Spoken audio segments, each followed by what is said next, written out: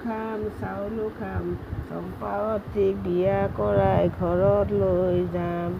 তাৰপিছত আকৌ ছোৱালীজনীয়ে কয়, সৰু সৰু বতাহ চৰাই মৌ ধান নাখাবি তোক দিম গোটা কৰাই।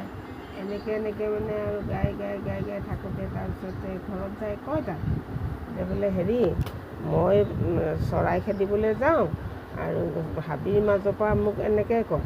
মই কওঁ সৰু সৰু বতাহ চৰাই মৌ ধান নাখাবি তোক দিম গোটা কৰাই। তেতিয়া মোক কয় ধানো খাম চাউলো খাম চম্পাৱতীক বিয়া কৰাই ঘৰত লৈ যাম।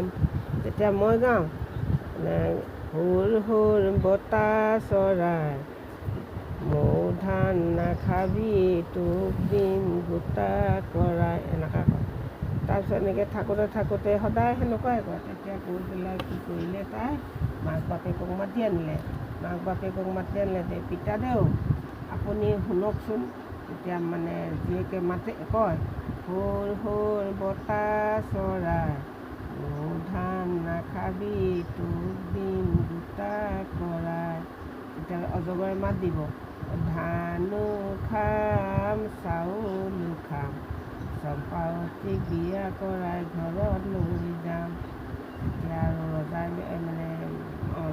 ভাবিলে ই নিশ্চয় এইটো কিবা ভূত পিশাচ নহয়, ই নৰমনিচৰ, গতিকে ইয়াক মই কৰিব লাগিব।